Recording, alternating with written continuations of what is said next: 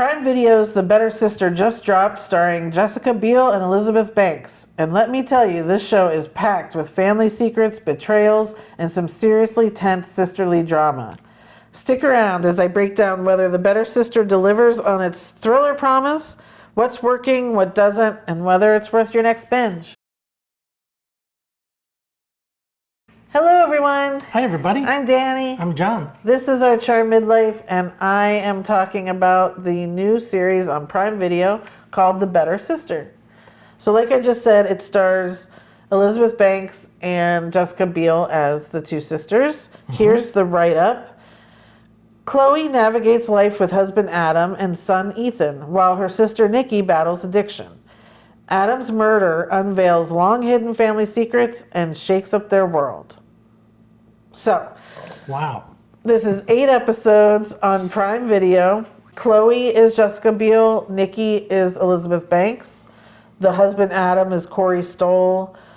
Kim Dickens plays the detective in this, which is a little weird because she's obviously she's from Fear the Walking Dead, but she played the detective in Gone Girl, and I feel like, because I've watched that so many times or something, whenever she plays a detective again, it feels like she's just playing the same role, she's typecast. The same character. Yeah, I don't get it. So basically the premise of this is a little more involved than the write-up comes up with. So we know Chloe, again, who's Jessica Biel, she's married to Adam, and they have a son who's 17, Ethan.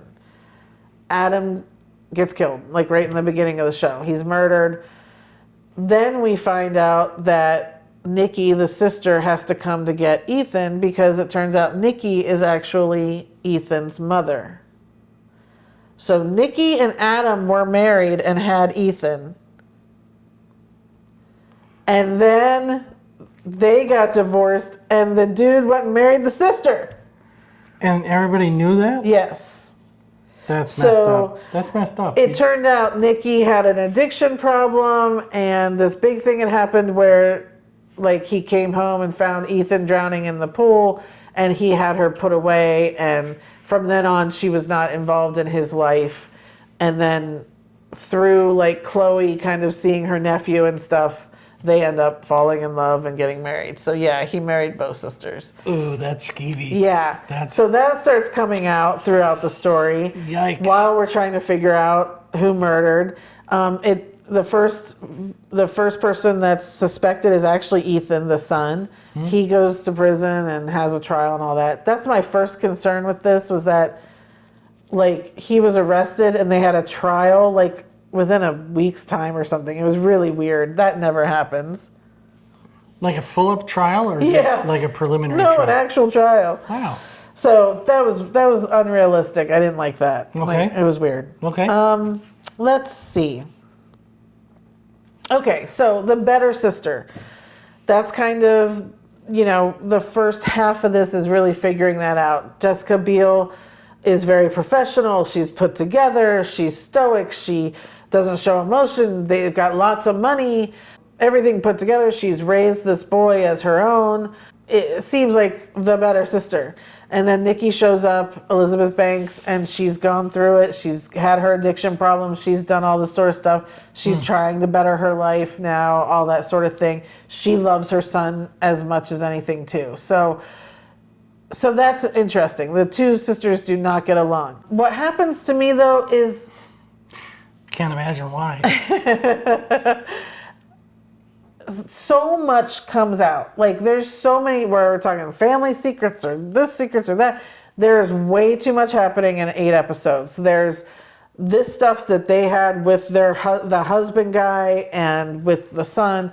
There's stuff in Nicky's past with her addiction and when she was married to him that comes out.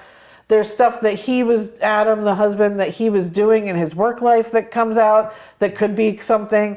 Then there's the past when they were children with their dad and all these secrets that come out. Like, there was way too much to try and keep track of, as far as I'm concerned.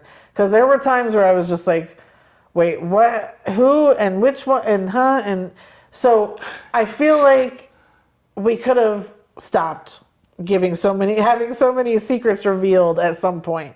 It felt a little bit too much. I mean, and then new stuff that we thought we knew came out and turns out that wasn't right. And so it kept going. I'm exhausted just listening to it. At the same time, though, explain to me how at the same time, I also feel like 8 episodes was too much. There was still some dragging happening. I feel like 5 or 6 episodes probably would have been better, just to really kind of and be done with it. Wow. So That sounds like it's actually hard to do. Have too many episodes, but have a ton of stuff too much stuff going on, but it still drags. Yeah, I think that is hard to do. I can't get my mind around that one. Most of this is set in East Hampton. He was killed at their house in East Hampton. They also have a place in the city.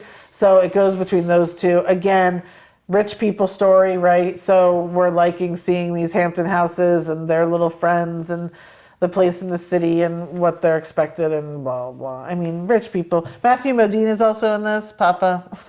Papa? He's their father? That's what he's called in Stranger Things. So for some reason now, whenever I see Matthew Modine, that's all I think of. That's too bad. I just want to call him Papa. Hey, my brother Mike used to live in Southampton. Oh, yeah. Yeah. Yeah. The ending, again, this last episode felt very pieced together in a way. And if I understood it correctly, then it was a good ending. But it happened so fast, I wasn't entirely sure I was following it correctly. If this is the end, I think it should be the end. I don't think there needs to be another season.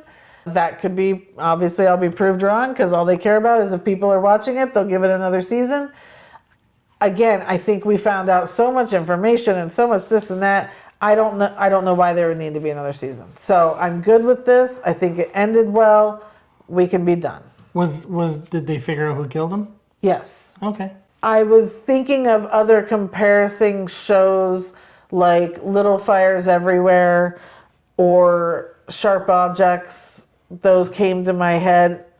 Those shows way better. So Little Fires Everywhere was better. Sharp Objects is a 10. That show was so amazing that there's not a lot of shows that come close to that, in my opinion. Wow. But if I'm just talking Jessica Biel shows, because she does a lot of these types of shows, this isn't even her best show. The one that she just had out called Candy on Hulu, where she played the person who had killed her friend. That was a great series. Definitely worth checking out. That's on Hulu. She was great in that. But also she had the show that was on Facebook.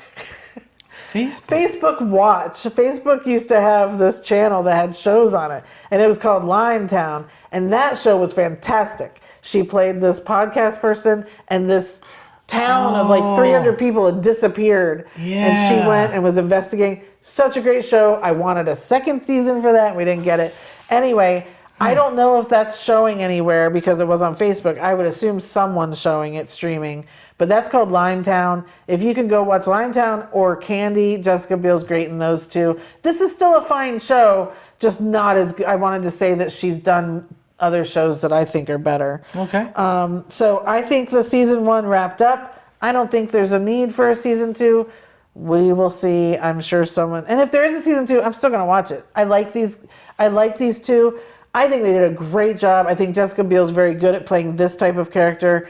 I think Elizabeth Banks can do anything. And honestly, when I was watching her, I was thinking back to like, first time I saw her was either Wet Hot American Summer or 40-Year-Old Virgin, and just thinking of how far she's come by directing things and producing so much good stuff. And she's just really great, and I think we forget about her a lot. I think she's underrated. Yeah. Absolutely. I really enjoyed her in this. Yeah. So it's definitely worth watching for the two of them.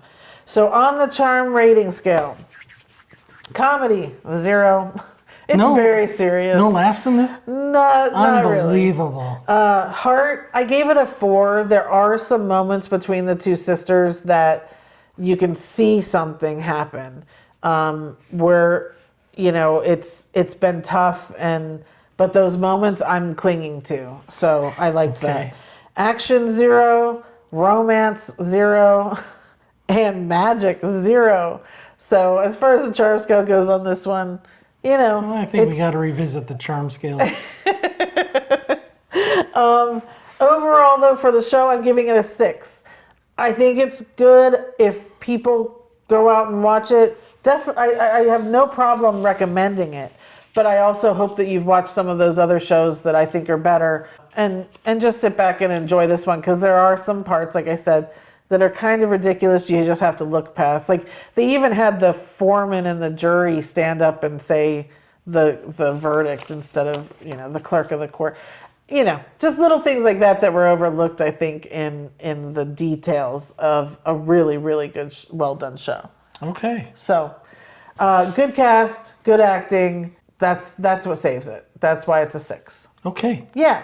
So that is The Better Sister. Again, on Prime Video now. Go watch all the episodes. Please like this video if you can. It really helps out our channel. Subscribe if you can. We have a lot more videos coming out and planned for you over the next few months, really. We have some things planned. That's it. Thank you guys so much for watching, and we will see you next time. Bye, everybody. Bye.